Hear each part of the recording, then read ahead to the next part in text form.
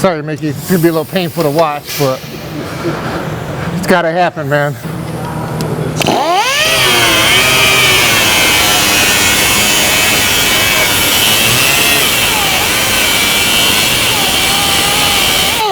I just got to try to gain access to everything underneath this, so I might take a sawzall, chop this off, and just get it out the way, and then try to make my way in here to this wheel tub.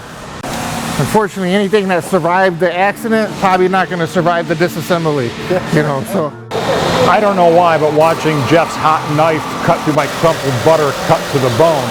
But as the pieces began to fall away, the true extent of the damage began to be revealed. Kind of like when you take off the Band-Aid and see the full extent of the wound. This thing's hurt, man. It's really hurt. She's pretty ugly, I'm not gonna lie. The truth hurts. All of this does.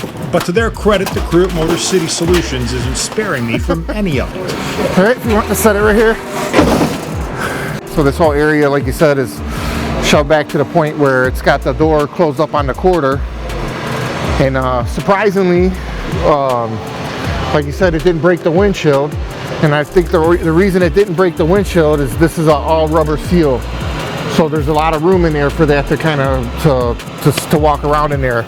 You know, remember how the old rope seal vans, you know, so that's how they put this windshield in. They put a rope in there, put the window in, and start pulling the rope, and then it snaps around it.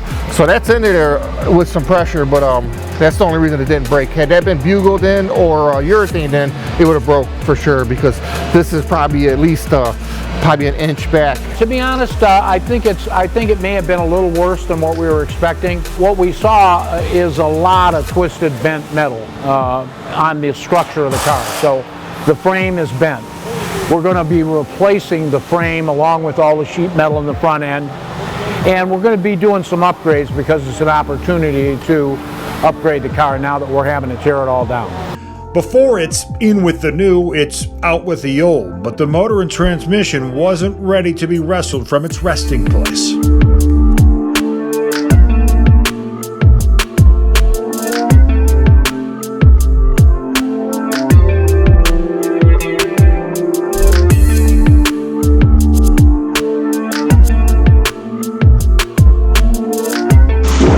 Wes, is this thing fighting you a little? A little bit. It's the fun of it though. In a standard operation, how long does it take you to tear one of these things down and pull them out? It varies. I mean, it all depends. I mean, what kind of car it's in, headers, manifolds, fuel injection, carbureted. I mean, there's a bunch of different variables.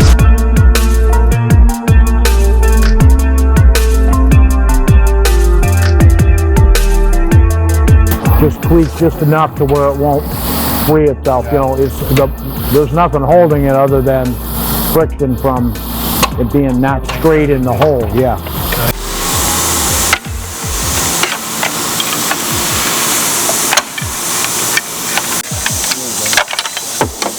That sounded good. That was a good drop. So the motor's putting up a good fight. It's not a motor and transmission pull, it's more of a motor and transmission pry.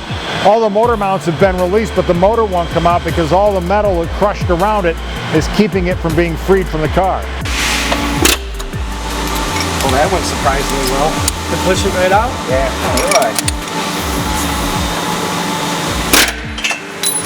right. While Josh and Wes continued to wrangle the motor, Dave wanted to address another item not related to the accident.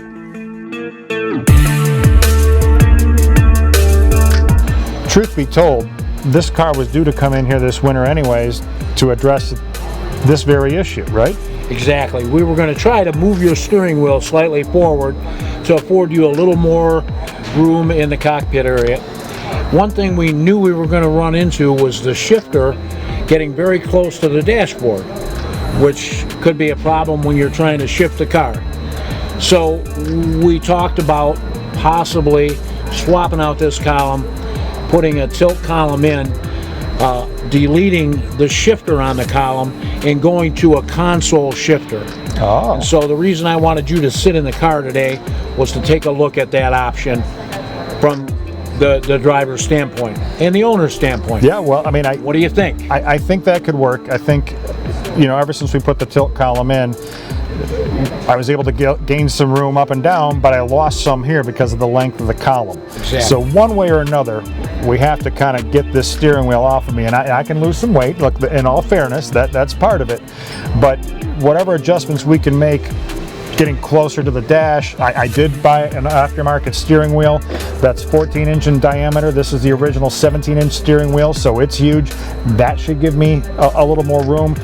But by adjusting the column, maybe doing some things, and then adding the floor shifter, now that opens up a Pandora's glove box, so to speak, because now we're going to have to put in a custom console, I think, Dave. Right. But I think that's one of those upgrades that we thought we might visit since we're having to do this repair/restoration to get you back on the road, back cruising this year. So we're hoping that we can also afford you more room here in the cockpit. With that problem solved, the focus returned to the task at hand and more cutting. Dave, are you telling me I'm going to need new headers? Yes, you are going to need new headers. Add it to the list? Add it to the list.